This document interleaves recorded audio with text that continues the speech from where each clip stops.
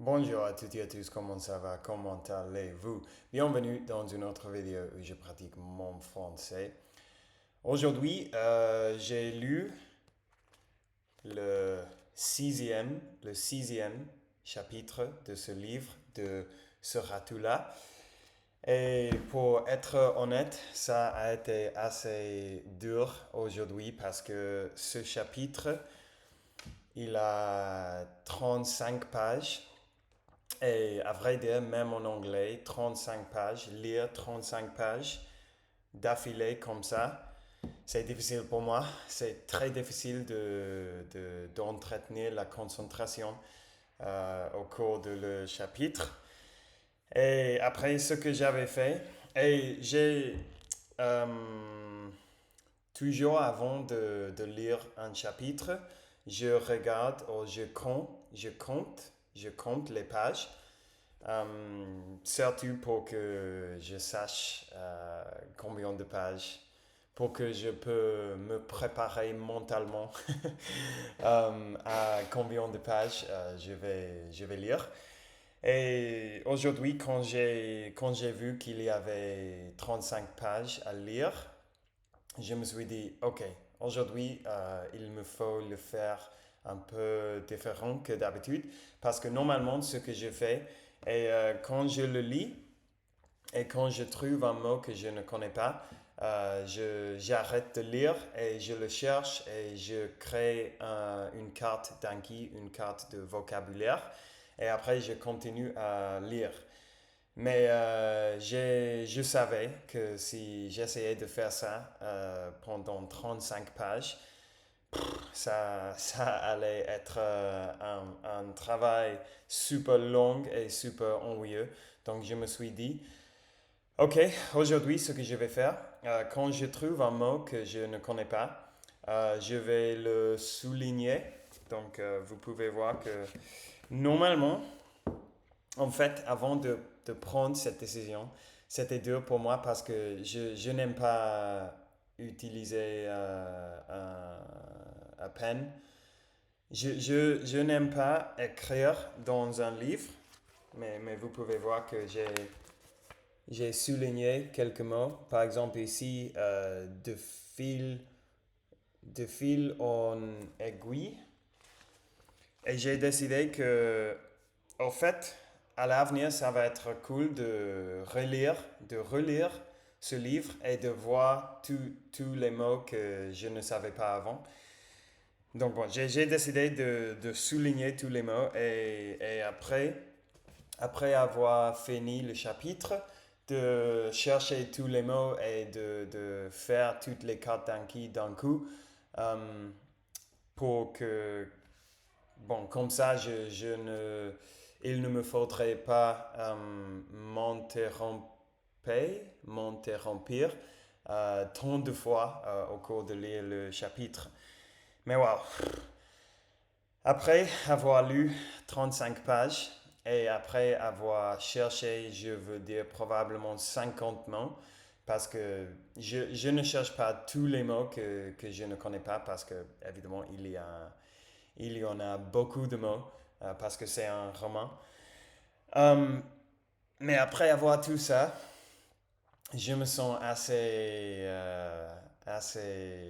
épuisé. À vrai dire, mon cerveau, il est épuisé. Je me suis réveillé à 9 heures et maintenant il est 11h30.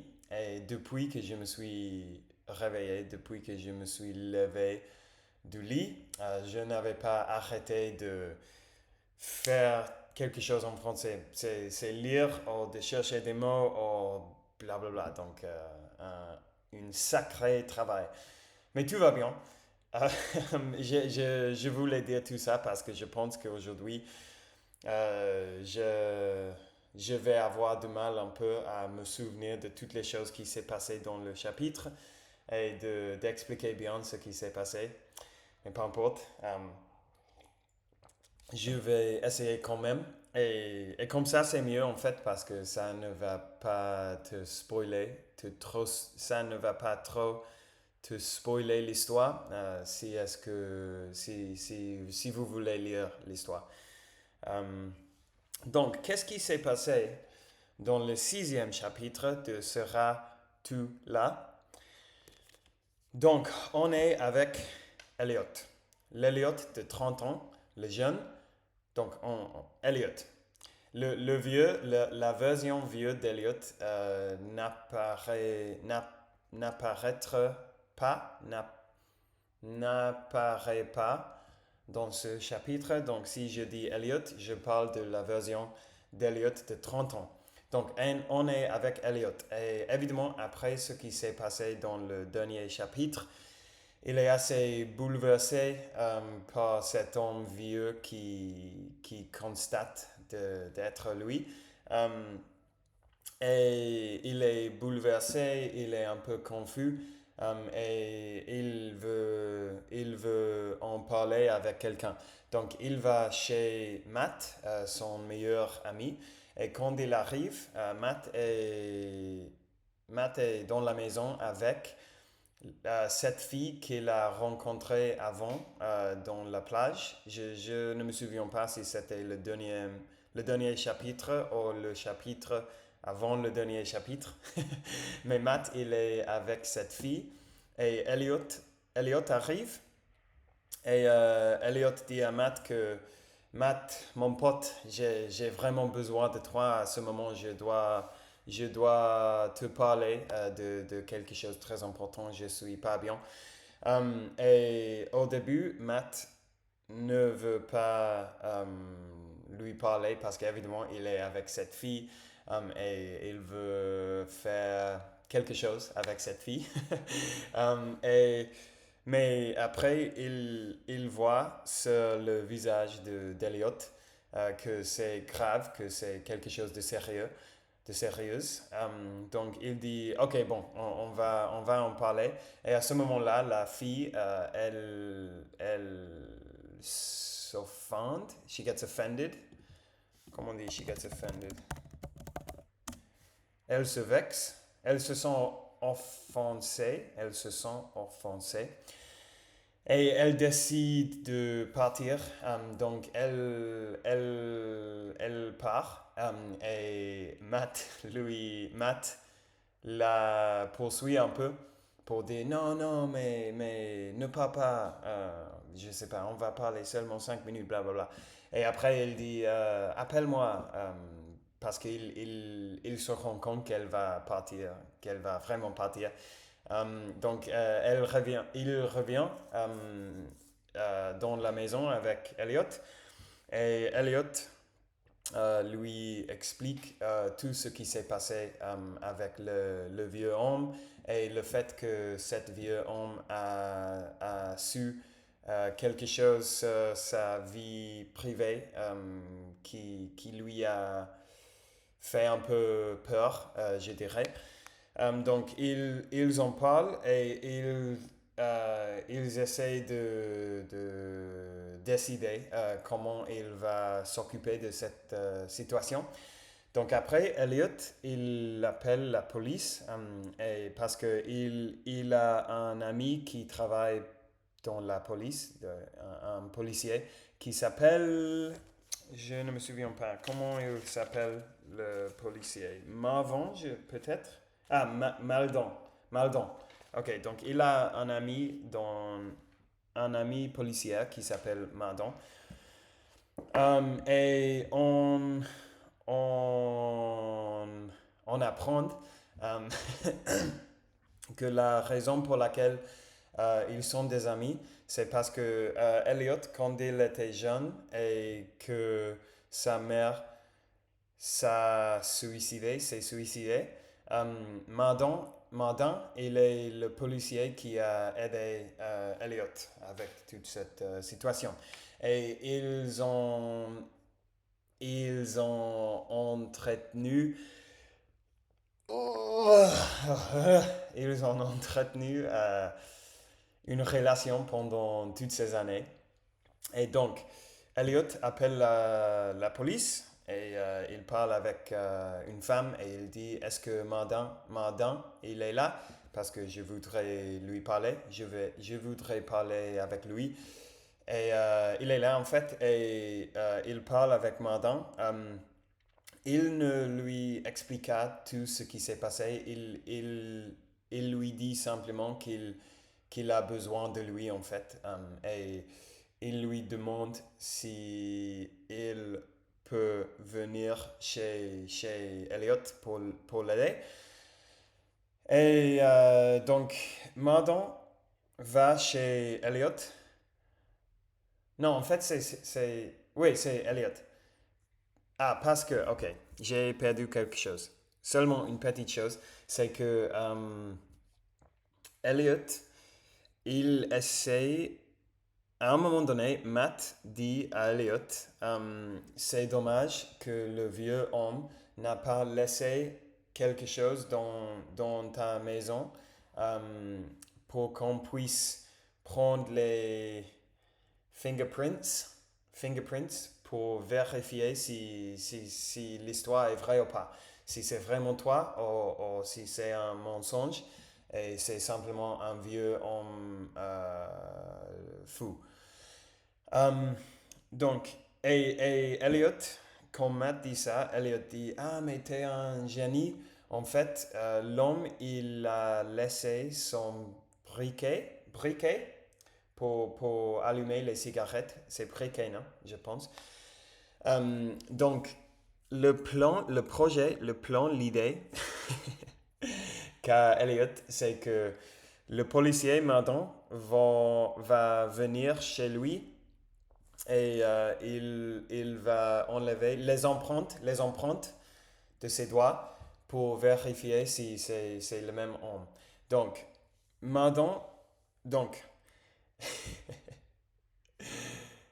Elliot et Matt, ils rentrent chez Matt, non, chez Elliot. Et Elliot a peur que le briquet ne va plus être là, mais en fait, il est là, donc tout va bien. Tout va bien. Et après, ils arrivent, les policiers, mais ce n'est pas seulement Mardon. Mardon est avec son adjoint, his deputy, son adjoint. Et son adjoint, il s'appelle, blablabla, on verra comment il s'appelle. Madame Douglas. Douglas. En anglais, Douglas. Mais je suppose en français, on le prononce Douglas. Donc, il est avec Douglas. Et Douglas, il est beaucoup plus jeune. Madame, il a 60 ans, plus ou moins. Et Douglas, il a 25 ou quelque chose comme ça. Um, et au début, bon, Elliot et Madon, ils parlent. Et Madon lui demande de lui expliquer, de lui expliquer la situation. Et Elliot dit que je ne peux pas vous expliquer tout maintenant. Mais tu devrais avoir confiance. Tu devrais me faire confiance. Et j'ai seulement besoin que tu fais ce truc pour moi. Et je vais vous expliquer plus tard, mais avant tout, je dois savoir le résultat de ces empreintes. Um, ok. Et après, et Madon, il lui dit que, en fait, ce n'est pas si simple. C'est un processus assez long et ça peut prendre des jours ou même des semaines pour avoir le résultat. Um, et Elliot dit, mais non, j'ai besoin des résultats maintenant, s'il vous plaît. Et comme par magie, comme par magie, Madon, il dit qu'il pense savoir une méthode qu'il peut utiliser. Et ça a quelque chose à voir avec le superglue et avec le carton et le superglue pour enlever les empreintes. Je n'ai pas compris, je n'ai pas bien compris comment ils l'ont fait, mais au final, euh, ils ont pu le faire. Et donc, et donc, et donc, après ça, Mardan, il rentre à la station policière et Elliot, euh, j'ai perdu quelques détails, mais en gros, l'important, c'est que Elliot, je pense qu'il sort pour acheter quelque chose, pour acheter des cigarettes ou quelque chose comme ça. Euh, et après, il rentre chez lui. Et à un moment donné, je ne me souviens pas si c'était pendant la nuit ou le matin demain, euh, mais il reçoit un appel de Mardan. Et en gros, Mardan lui dit qu'en fait, les empreintes sont totalement pareilles et c'est les mêmes empreintes qu'Eliot. Donc c'est comme le moment de ok, le vieux homme, il est vraiment moi. Et là, le chapitre termine. Fini. C'était encore une fois, c'est intéressant l'histoire. Le personnage des maths, c'est assez drôle, c'est assez marrant. Elliot aussi, il est intéressant. C'est bon en fait. Je suis un peu. L'histoire m'a attrapé un peu. On m'a. Je sais pas en fait. Demain, j'ai déjà compté le nombre de pages de demain et il y a 27, donc ce n'est pas si mal comme aujourd'hui. Mais aujourd'hui, j'ai cherché comme deux ou trois mots par page.